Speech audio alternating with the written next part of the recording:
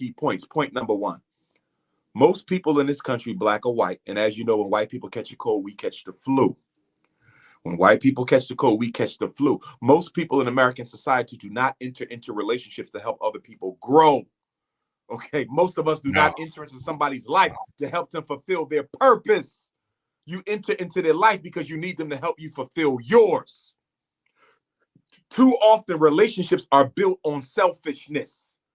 And the minute you add something to this equation that disrupts my ability to exploit you, i.e., I now have to be accountable to you because you need me for something and I didn't sign up for that, I get out of this. What about the brother who tell the sister, I don't want no kids? But he didn't tell her that till after she got pregnant. What do you mean you don't want no kids? We're married and living together, and now you're going to tell me we don't want no kids? Why didn't she know that up front?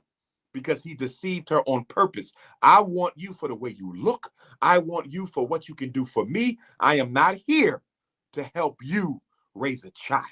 Selfishness, my brother. And let me go to second point. Second point is many of us are traumatized emotionally from past relationship hurts. Many of us suffer from post-traumatic relationship disorder. That's a term I coined. And we don't give ourselves enough time to heal from that, my brother, before we go into the next relationship. So that's another issue. Give yourself time to heal and stop jumping from bed to bed, man to man, woman to woman. And the reason we like jumping around like that, i.e. serial monogamy, the reason there's so much serial monogamy in the black community is nobody wants to go through the pain that it takes in private in order for you to progress through your past problems. We would much rather dump our emotional laundry off on somebody else's front step and give them the responsibility for doing something that nobody can do for you but you, and that is make you happy. And the third issue we got, Brother Storm, is so many of us are still suffering from unmet needs from childhood. When you were born, your mother and father, just like mine, needed to give you 4 essential things: love and intimacy, trust, availability, and reciprocity. Love, trust, availability, and reciprocity.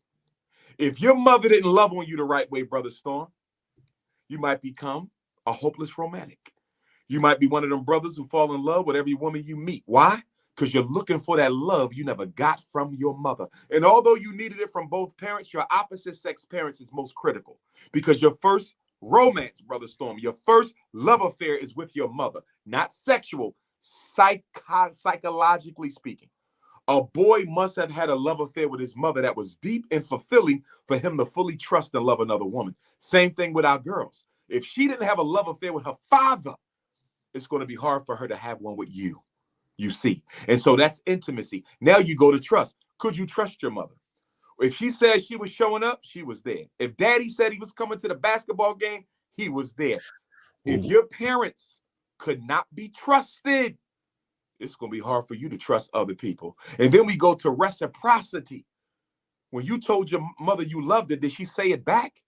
When you gave your father a gift for his birthday, did he give one back to you on your birthday? Did you experience reciprocity in your childhood? Because if you didn't, Brother Storm, you're either going to be stingy as hell in your romantic relationships, or you're going to be a sucker and try to buy love from people because you never had people reciprocate to you. And then the last of the 4 essential needs is availability. Was your dad available in your life? Was he there? Did you see him on a regular basis? Did he invest in you?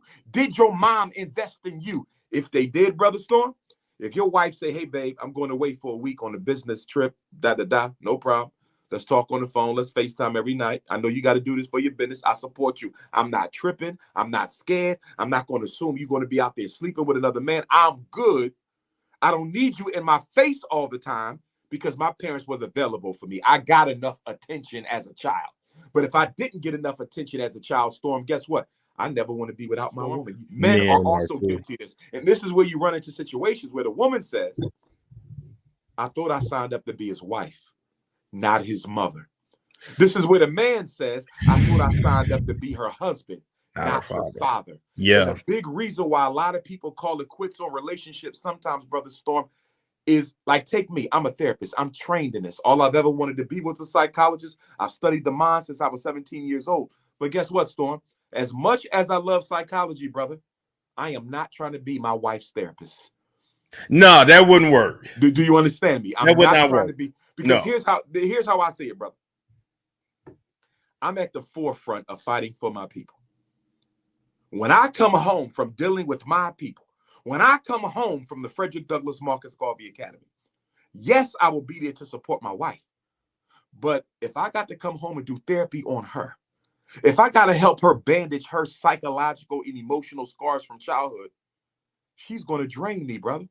So I'm getting drained in the community. I'm getting drained at home. Where do I go to get replenished? And it wouldn't work. It wouldn't work. Exactly. And this is why, Brother Storm, if you look at a lot of leaders, activists, and revolutionaries across race, but of course, we're looking at our own, their spouses were almost always, in most cases, stay-at-home wives. You know why? Because in order for them to be an effective spouse for him, they had to be at home, keeping that home what it needed to be. So when he came home, he could refresh and replenish. And that's why when you do the work of the people, women have to be, see, women are drawn to the orator. They're drawn to the charismatic. They're drawn to, but guess what? Do you have the type of personality that can hold him down? Because if you just want to be his woman for attention, you just want to be his woman for status and fame, you're going to bleed that brother dry, or that brother going to bleed that sister dry. We have to be able